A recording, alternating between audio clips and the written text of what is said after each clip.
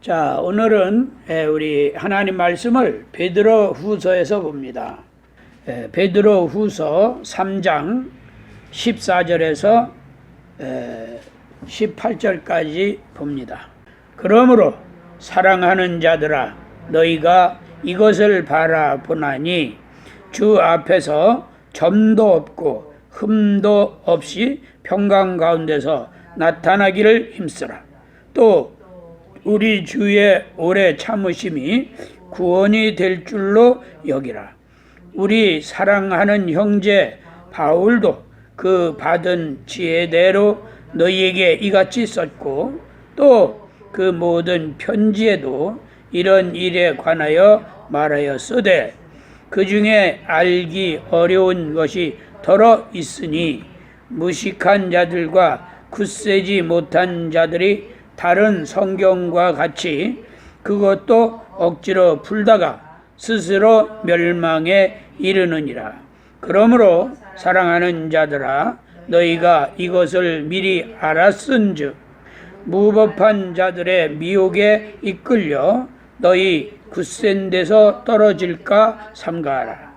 오직 우리 주 곧 구주 예수 그리스도의 은혜와 저를 아는 지식에서 자라가라.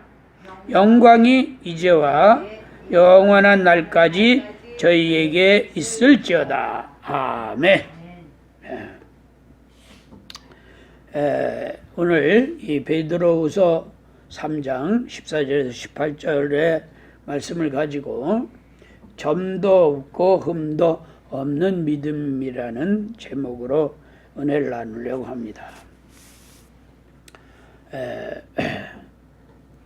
예수가 우리의 모든 죄와 허물을 다 짊어지고 죽으셨어요. 그래서 우리가 죄에 다시 넘어지는 자가 돼서는 안 된다. 예수 그리스도의 그 사랑의 은혜는 우리는 아무런 그 힘도 없고 능력도 없고 죄를 대속할 만한 아무것도 없어요. 죄의 값은 뭐예요? 사망이에요. 죄를 졌으면 죽는 길밖에 없습니다. 그런데 그 죽음을 대신 예수가 짊어지셨다. 그리고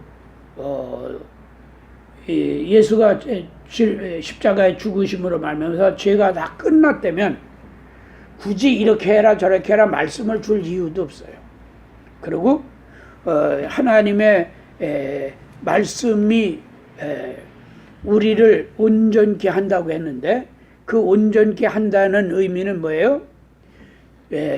지난 것에 대한 죄는 예수가 모두 해결해 주셨지만 이제 예수를 믿는 믿음을 가지고 앞으로는 내가 말씀대로 순종해서 내가 그렇게 이루어 가야 돼요.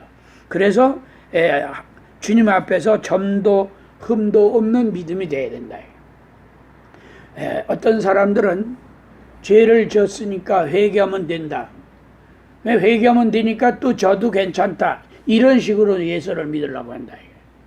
이건 대단히 위험한 신앙입니다. 예수가 십자가에 피 흘려서 내 죄를 모두 대속하셨다는 말은 물론 내가 실수를 하고 알지 못했을 때 잘못함으로 말미암아서 회개해서 돌이킬 수 있는 기회를 주시는 건 맞습니다. 그런데 미혹에 빠져서 죄인 줄 알면서도 범하고 회개했다고 그러고 또 범하고 회개했다고 또 범하고 이런 유의 믿음이 돼서는 안 된다는 겁니다. 그래서 주님이 만났을 때 주님이 다시 오셔서 우리를 주님의 부활로 하나님 나라로 인도하실 때 그 믿음이 점도 흠도 없어야 된다. 왜?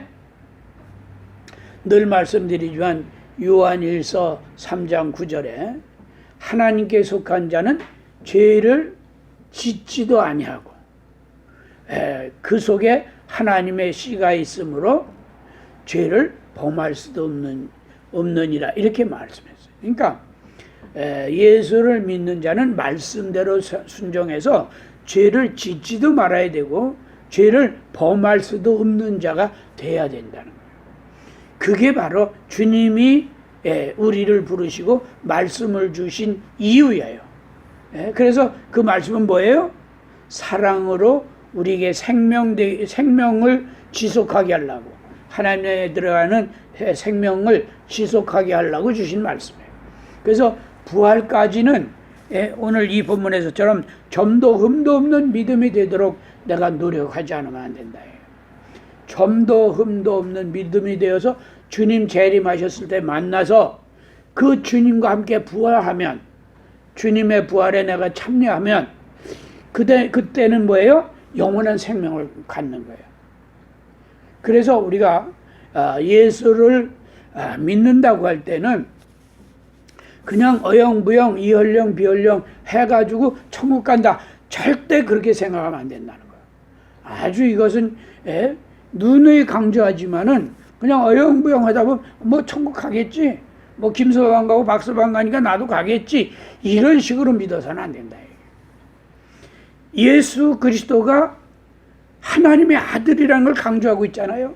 왜? 그는 죄가 없어요. 죽어야 될 이유가 없는데 대신 죽어주셨어요. 왜? 내가 그 문제를 해결할 방법이 없어요. 왜?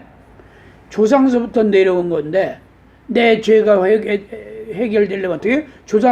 조상까지 쫓아 올라가서 조상에서부터 죄를 회복해야 되는데 그럴 방법이 없잖아요. 그래서 예수만이 일을 하실 수 있는 거예요. 죄가 없는 의인이 대신 피를 흘려서 그 조상의 죄까지 다 탕감하게, 대속하게 하신 거예요. 근데 누구에게? 바로 예수 그리스도를 믿는 자에게. 그래서 내가 예수를 믿기 때문에 내 대신 죽어주신 거예요. 그런 은혜를 입으시고는 그 다음에 말씀을 주시고 나를 사랑하면 내가 네 죄를 대속해서 대신 죽어준 이 사랑의 은혜를 깨닫고 정말 나를 사랑하면 내 계명을 지켜라 그랬어요. 그래서 요한복음 14장 21절에 뭐라 했어요? 나를 사랑한 자는 내 계명을 지키는 자니 하나님이 저를 사랑하실 것이고 하나님이 사랑한 자는 나도 그를 사랑하여 내가 그에게 나를 나타내리라, 이렇게 말씀하셨어요. 그러니까 예수님을 사랑하면은 계명을 지키라는 게, 왜 그래요? 예수님이 내 죄를 대속하시려고 대신 죽어주셨기 때문에. 그 사랑의 은혜를 깨닫는 것은 뭐예요? 계명을 지키는 거예요. 그러면 계명을 지키는 건 또 뭐냐? 바로 주님의 기쁨을 갖는 거예요. 주님이 내 안에 계시다는 증거가 된다는 거예요.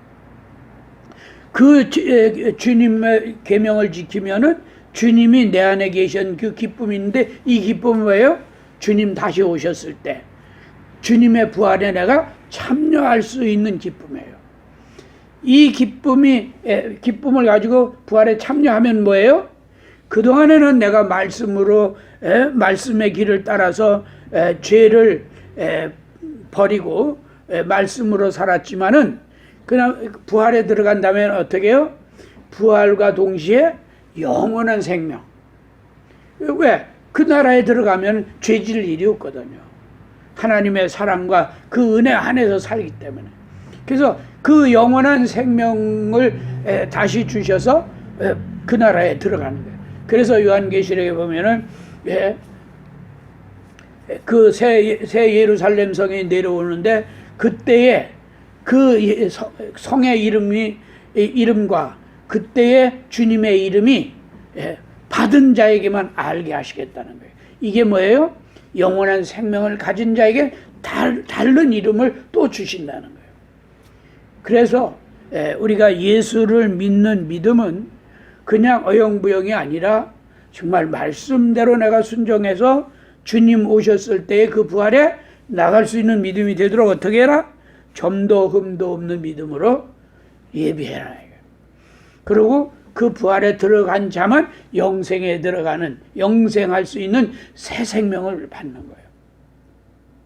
그러니까 지금은 뭐예요?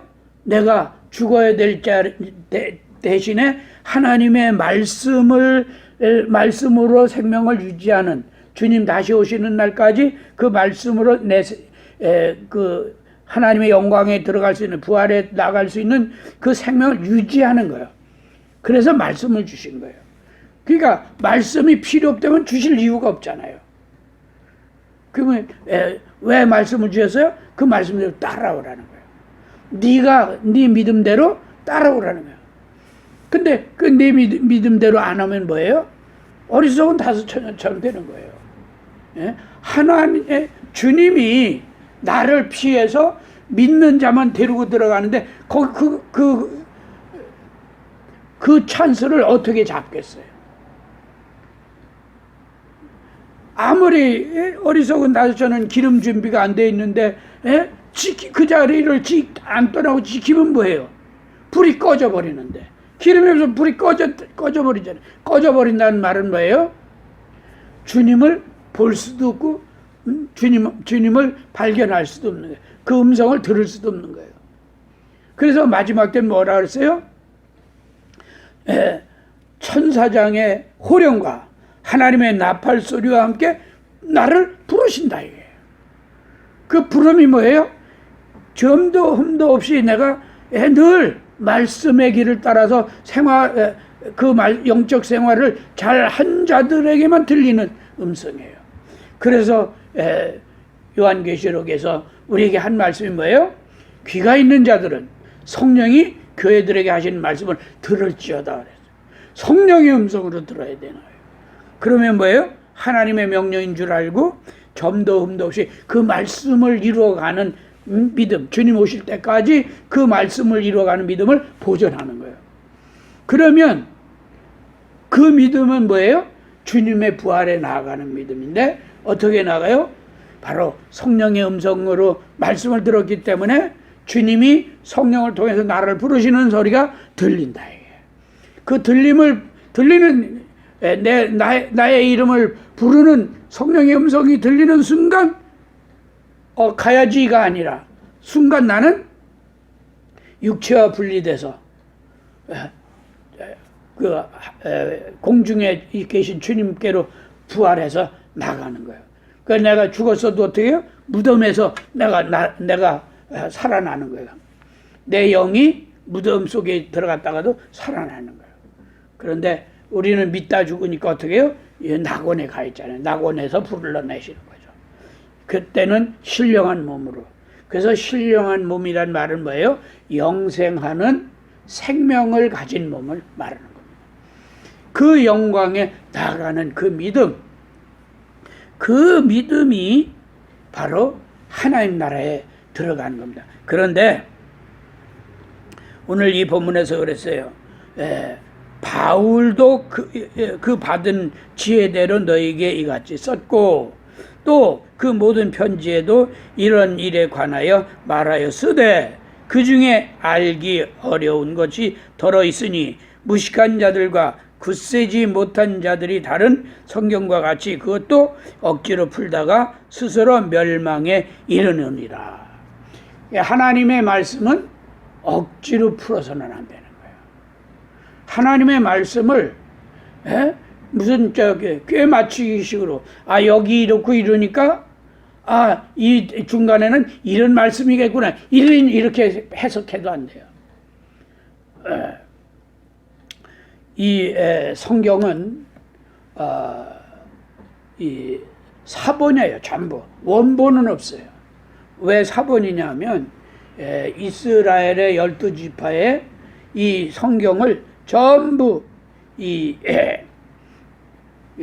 그 필사를 했어요. 전부 기록을 했어요.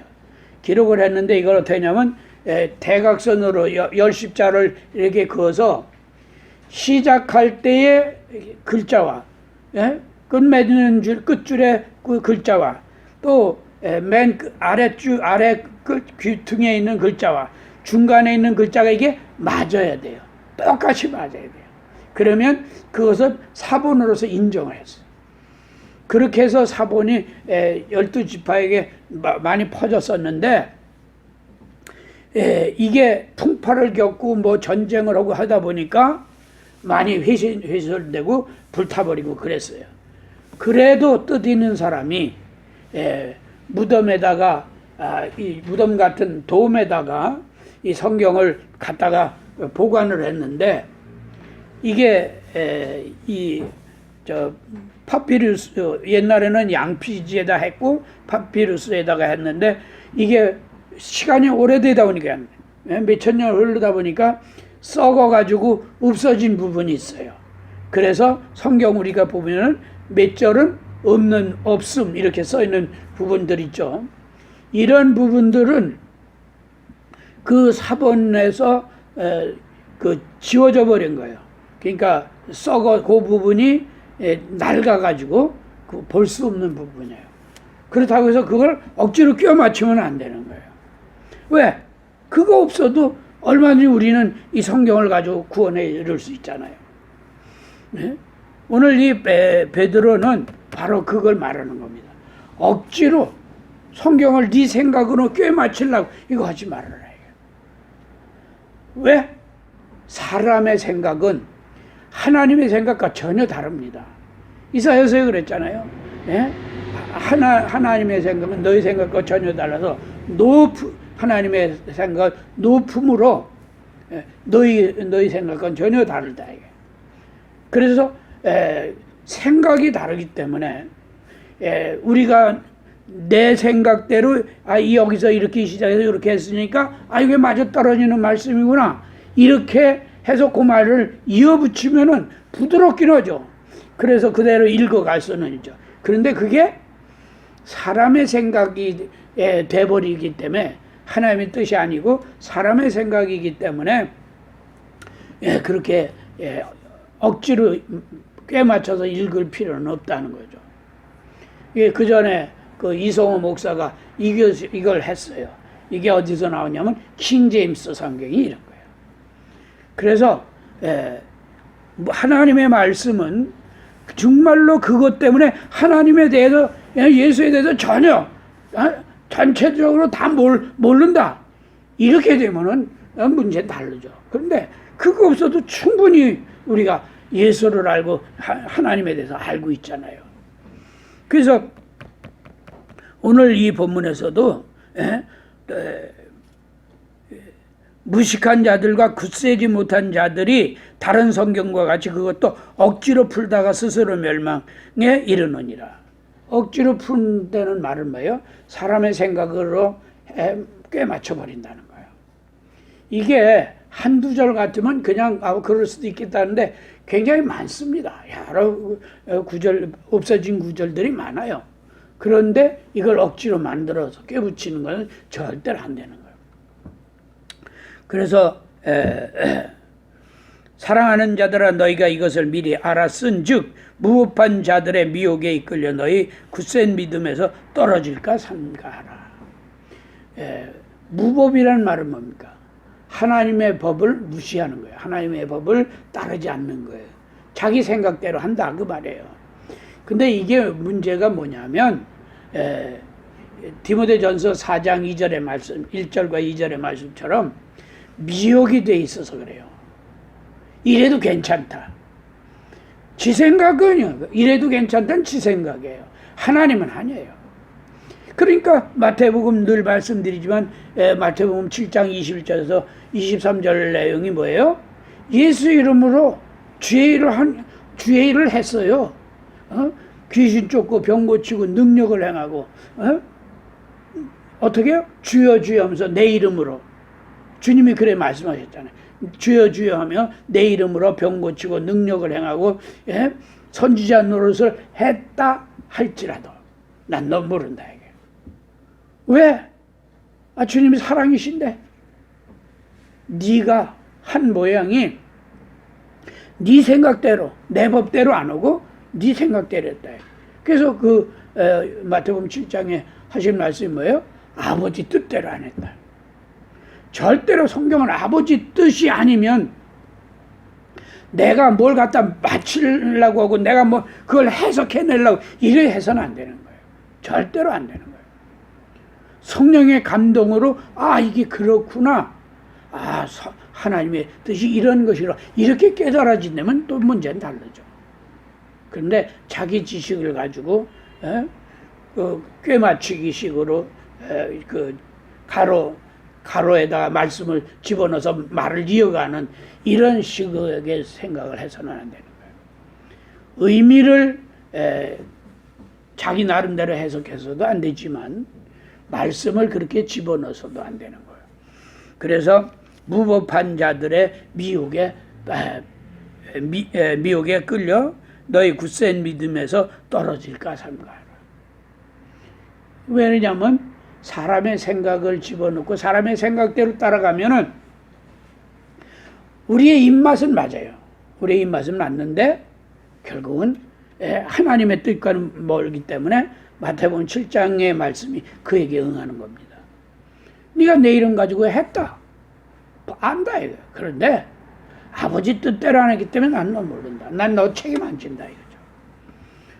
그래서 우리는 하나님의 말씀을 볼 때는 참으로 무엇을 어떻게 내가 보느냐 이거예요. 절대로 하나님의 말씀은 성령의 감동으로 깨달아지지 않으면 안 되는 거예요. 성령의 감동으로 깨달아지는 말씀만이 생명이 되는 거예요. 그래서 요한계시록에는 성령이 교회들에게 하신 말씀을 들으라는 거예요. 임의로 내가 들으려고 하지 말고. 그러니까 어떤 사람은 누가 그랬나? 교회 가기가 싫어서 자기 혼자 교회에서 성경 펴놓고 예배 드렸다 그러고 말씀 보고 다 했다는 거예요. 하나님의 말씀은 그렇게 임의로 아무 데서나 펼쳐놓고 해서 할렐루야 이래야 되는 게 아니에요. 그건 완전히 자기 생각이죠. 그래서 주님은 어떻게 했어요? 피로 값주고 사신 피로 값주고 사신 교회를 누구에게 맡겼어요? 감독자에게 맡겼어요. 그 감독자라는 말은 뭐예요? 기름 부은 종이라는 말이에요. 그래서 기름 받은 종은 하나님의 말씀을 전할 때에 정말로 자기 영혼을 생각하고 다른 사람의 영혼도 정말로 주님의 사랑을 알고 따라가는 믿음이 되도록 책임 있게 전해야 되는 거예요. 임의로 해서는 안 되는 거예요. 그래서 오늘 이 본문의 말씀처럼 정말로 점도 흠도 없는 믿음, 어떤 경우든지 성경 그대로 이루어가는 이 믿음을 가지려고 해야 돼요. 물론 어렵죠. 그러나 그렇게 믿어야 돼요. 그래서 이런 예수를 믿는 믿음이 어떤 믿음인지를 분별을 못하고 그냥 무조건 믿습니다 하는 믿음은 뭐예요? 생명으로 들어가는 좁은 그 생명으로 들어가는 생명의 문은 좁고 협착한 생명의 문이 뭔지를 모르는 거예요. 그 문을 모르면 믿는 것 같으나 사실은 주님이 인정하시지 않습니다. 그래서 우리가 많은 그 예화를 들고 하지만은 그 예화가 영적이어야 된다는 거. 대부분 사람들이 뭔가 매끄럽고 뭔가 듣기에 아주 유한 이런 설교를 잘한다고 생각을 해요. 그런데 그 생각은 뭐예요? 사람의 생각이에요. 성령의 의미가 아니에요. 우리가 마태복음이나 누가복음, 요한복음 보면은 주님이 하신 말씀들이 많이 나오고 있죠. 거기에서 주님이 하신 말씀을 우리가 잘 분별해 보면 주님이 사람 비유 맞추기 위해서 하신 말씀은 아무것도 없어요. 오직 하나님의 나라를 깨닫게 하려고 하신 말씀이에요. 그러니까 요즘 사람들이 설교도 가끔씩 목사가 웃겨야 된다 이런 생각을 갖는 거예요. 웃기는 건 뭐예요? 사람의 생각이에요. 그런데 정말로 하나님 나라를 깨달은 믿음이 있느냐 이게. 설사 깨닫더라도 그 믿음을 유지하느냐 이게. 그렇지 못하면 좁은 문이 안 보여요. 생명의 좁은 문이 안 보이는 거예요.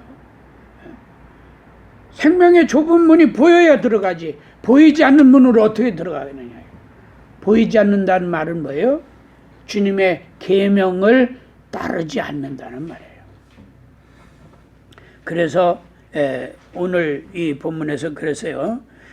우리 주의 오래 참으심이 구원이 된 줄 여기라. 우리 사랑하는 형제 바울도 그 받은 지혜대로 너에게 이것을 썼고.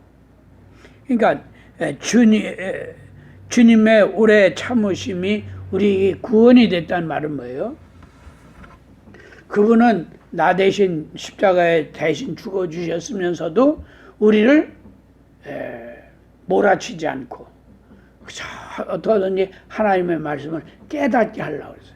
그래서 그 깨달아서 영생에 들어가는 계명을 무슨 계명을 주셨어요? 내가 너희를 사랑하는 것 같이 너희도 서로 사랑하라는 이것이니라 이렇게 말씀했어요. 그러니까 우리가 이 구원받는 약속의 말씀을 그냥 뭐 몇 장을 해서 그냥 어마어마하게 뭐 복잡하고 아주 굉장히 어렵고 이렇게 잘못 이해를 하는데 간단해요. 그래서 요한복음 15장을 늘 말씀드리는 게 그거예요. 요한복음 15장 10절에 뭐라 했어요? 주님이 내가 아버지의 계명을 지켜 아버지 사랑 안에 거하는 것 같이 너희 지켜 내 사랑 안에 거하라. 그리하면 그 11절에 그런 거예요. 그리하면 나의 기쁨이 너희 안에 있어 너의 기쁨을 충만하게 하려 함이니라 그랬어요. 거기에서 그 말씀을 우리가 잘 이해해야 되는 것은 내가 아버지 계명을 지켜서 아버지의 생명 아버지께서 나를 살리시고 죽었을 때 나를 살리셔서 아버지 나라에 가도록 나를 인도하신다 이게. 그러니 뭐예요? 기쁨이죠. 영생의 기쁨이 있죠. 예? 죽어서 아버지가 안 살려주셨으면 끝나는 건데 아버지가 살려서 영생에 하신 그 기쁨이 있다. 그 기쁨이 뭐예요? 아버지 계명을 지켰기 때문에. 아버지 계명을 지켰기 때문에 아버지가 나를 살려서 영생하는 약속으로 인도하셨어요. 그래서 그 기쁨이 있다. 너희도 내 계명을 지켜 내 사랑 안에 거하라. 그리하면 나의 기쁨이 너희 안에 있어 너희 기쁨을 충만하게 하려 함이니라. 그리고 이제 12절에 내 계명은 내가 너희를 사랑함 같이 너희도 서로 사랑하라 하는 이것이니라 이렇게 말씀해요. 그러니까 뭐예요? 주님도 아버지 계명을 지켜서 아버지 사랑 안에 거하는 것처럼 우리도 예수님의 계명을 지켜 예수 안에 거하면은 영생에 들어가는데 그 계명이 뭐냐? 나를 사랑하신 것 같이 내가 너희를 사랑함 같이 너희도 서로 사랑하라 하는 이것이니라. 그 사랑을 온전하게 이루는 그 믿음 이게 바로 주님의 계명이에요. 그래서 우리가 사는 동안에 이런 일 저런 일 많이 겪지만은 그것이 다 어디에다 맞춰야 돼요? 사랑 안에서 이루어지는 일이 돼야 돼요. 내가 화를 내더라도 누구를 꾸짖더라도 사랑 안에서 꾸짖고 화를 내야 돼요. 그게 바로 주님의 계명을 지키는 믿음이에요. 그 믿음을 지키면 뭐라 그랬어요? 점도 흠도 없는 믿음이에요. 그래서 그 사랑을 제대로 알면은 우리는 소욕에 치우칠 수가 없고 사랑을 제대로 알면은 성령의 음성을 들을 수가 있고 사랑을 제대로 알면은 우리는 어떤 경우든지 세상의 것보다 주님의 약속이 더 귀하게 여겨져요. 그 믿음이 뭐예요? 주님이 나를 사랑하심을 알았기 때문에. 그래서 영생이라 하면 유일하신 참 하나님과 그가 보내신 예수 그리스도를 아는 것이다 말씀하시고요. 하나님의 사랑을 알고 예수 그리스도의 사랑의 은혜를 아는 거예요. 그 은혜가 뭐예요? 내게 계명된 거죠. 그 믿음으로 우리는 하나님에 들어가는 겁니다. 그 여기에 뭘 더 보태겠어요? 뭐가 더 필요하겠어요? 그냥 말씀 그대로 믿는 겁니다. 그래서 18절에 그랬어요. 오직 우리 주 곧 구주 예수 그리스도의 은혜와 저를 아는 지식에서 자라가라. 영광이 이제와 영원한 날까지 저에게 있을지어다. 여기에서 지식의 은혜와 저를 아는 지식에서 자라가라. 영광이 이제와 영원 날까지 저에게 있을지어다. 여기서 은혜와 저를 아는 지식, 예수를 아는 지식을 자꾸 자라가야 돼요.